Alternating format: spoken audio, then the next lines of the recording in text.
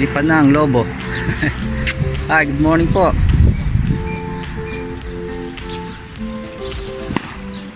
Yung pumutok na. Yan, dito po tayo ngayon sa Oxford. So pakita ko lang po sa inyo yung aking garden po. So ituturo po kayo sa aking garden. At bahay po namin nandito lang sa tapat ng Oxford Museum. Ayan po, Oxford Museum. Ayan po. At ito po yung aming bahay. Ayan po, yun. So ga-garden tour ko po kayo.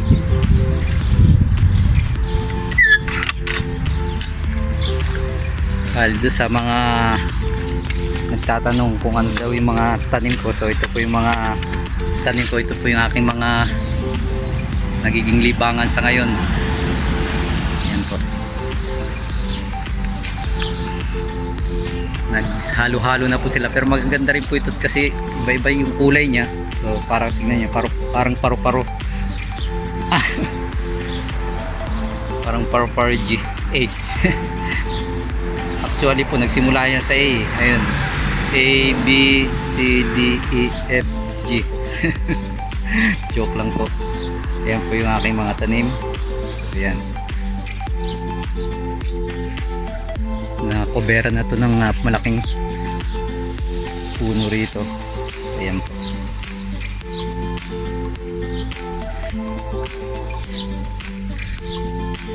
So, hindi ko na po alam kung anong mga pangalan yan pero wala na kayo kung anong mga pangalan.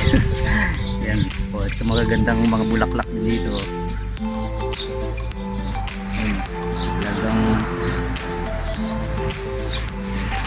ito magsisimula na rin magbulaklak ewan ko anong bulaklak yan.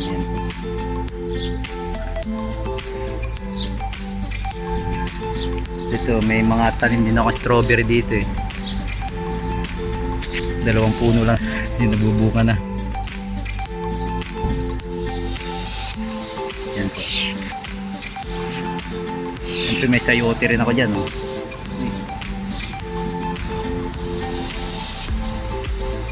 Hopefully bago mag winter taani. Ito po yung mga rose kung tinanin din yan. Nag-cut po ako ng mga rose doon sa mga malalaki. So nabuhay na rin. May garden, siyempre kailangan ng mga pang sahog sa ulam yan. Spinach, sinatalbos-talbos ito, bagong tanim kinain na ng ibon. Yan, spinach, pechay, silver beet. Yung magandang bulaklak doon ang ginawa ko, nagtanim ako sa paso para pwede siyang dalhin. Yan, tinanim ko. Ito yung mga dahlia ko rito. Yan. Tinanim ko siya, mga bulb lang. Sobra itong taba nung pinagtaniman ko. Lago na ng dahon niya. Yan. Ito, ang ganda rin itong halaman na ito Yan, tingnan nyo yung bulaklak niya. Para siyang bell.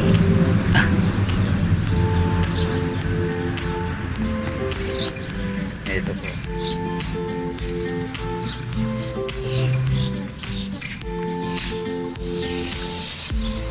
Ayun, may paru-paro din dun Yan. Ang pangalan nito ay yun, si Calibracho.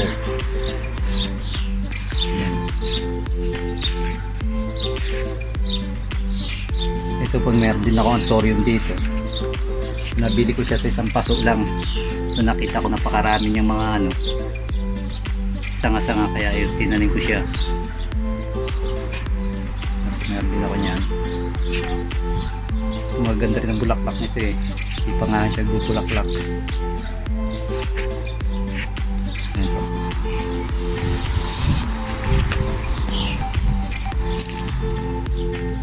Karamihan ng mga tanim ko dito nasa pasok na kasi wala naman ako masyadong area ng taniman. Pero yung isang purpose po niyan, and sa paso din, para minsan dinadala ko po yan sa church. So kada linggo po yan. Ito yung mga lavender ko naman yan. Actually binili ko po sila maliliit pa, kaya ginagawa ko, bumibili po ako mas maliliit para mas mura. Tatanim ko na lang siya. Pag malalaki na, yun, itatransplant ko siya sa mas malaking paso. So ganda rin po bulaklak dyan. Yan, may mga bagong tanim din ako. Mga puto lang ang tinanim ko dyan. Ito rin yung magaganda mga ganda to, iba-iba ang kulay niya. Ayan, ito iba rin ang kulay. Ito kulay pula, kulay white. Ayan, sila mga tanim ko yan.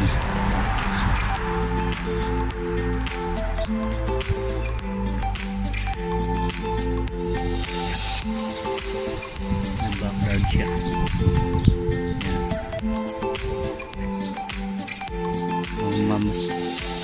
Marami na po siya ngayon bulaklak. Halo na sila eh. Ito isa rin sa napakarami magbulaklak na halaman. Tingnan yung bulaklak. Ayan, marami. Ito po yung iba kong mga tulip nun, so wala na siya eh, naglipas na, pero may mga napicture ko rin po yan. Ito yung mga rose ko ngayon. Yan, ito yung kulay pink.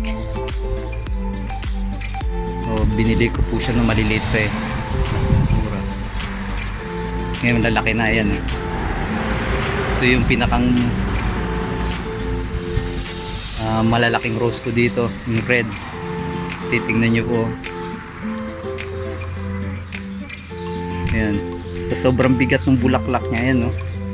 Halos yumuyuko sila. Halos din na niya meron nga po dito nabali na yung isa eh. Isa na nga ba? Ay, nabali na nga ng tuluyan. Ay, ito na. Kawawa naman. Ayan. Ang laki po kasi. Lalaki na nga yan. Tingnan kung makikpansin yung mga nakayuko na. Halos din niya ayan, no? Ang bigat ng bulaklak niya. Ang lalaki, hybrid po kasi sabi nila dyan, hybrid rose yan eh. Ito naman yung paborito ni Madam. Si Yellow, Dorian, si Yellow. Yan, marami po siya magbulaklak ngayon. Ayan, tingnan nyo, ang dami niya pang mga maliliit na pabulaklak din. Ito masipag din magbulaklak to, si White. Ayan, tingnan, ang daming bulaklak. Hanggang ilalim eh. Ito naman yung hybrid yellow, pero bago pa lang din siya, oh. Ayan. Ibang Punis daw tawag mo dyan. Ayan. Ito yung mga kinat ko ring mga rose doon sa may galing sa hybrid, yung malaki. Nag-cuttings din ako dati. Malaki na siya ngayon, bulaklak na.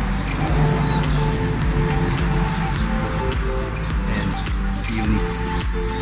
Ito naman yung rose na maliliit, ibang klaseng rose din. Ayan, meron din ako mga nakahang. Ayan, ito yung rose ko din, kinat-simot sa pink. Ayan, bulaklak na kagad kahit maliit pa. Ito yung mga dahlia ko, yan, maraming klase ng dahlia dito. Ayan, may pink, ano ba yun? Ayan, may yellow. Ito ibang klase rin ito eh. Ayan, ito iba rin. Ito red weed. Ang dami nila magbulaklak. Ito bubulaklak na rin. Ayan. Marami pa dyan sa taas. Ayaw ko yung mga klaseng bulaklak yan. Ayan. Basta pinagtatanim ko lang eh. Hindi ko rin alam kung ano mga bulaklak, kaya nagsisimula na sila magbulaklak. Yan ang gaganda rin ah. Ito naman yung maganda rin to. Tinanim ko siya tigta 3 puno. Iba-iba kulay yan. Lumago na. Ayan. May windmill din ako eh. Ayan. Ito yung mga iba-ibang kulay din niya eh. Yung mga ano, parang isang halaman siya pero iba-ibang mga bulaklak niya. Ito naman yung sinasawag nila Asiatic Lithium. Ayan, ganda niya. Actual binili ko po siya sa isang paso, nasa isang paso lang siya. So, marami siyang ano, ginawa, pinag-iwa-hiwalay ko eh. Ganun lang yun eh, lumami siya. Ayan po.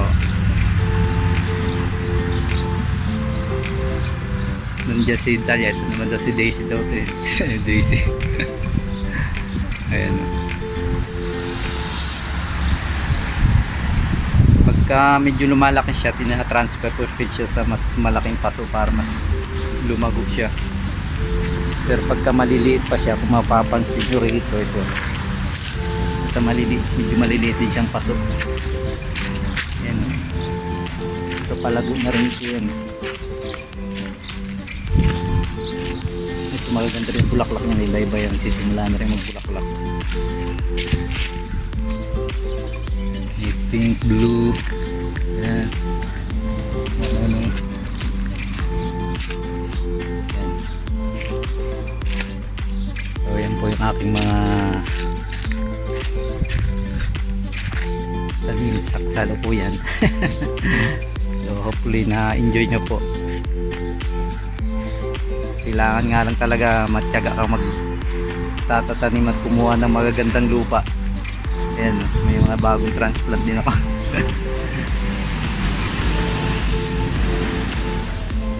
Ang ganda, iba-iba rin ang bulaklak niya. Ayan lang po. So hopefully ay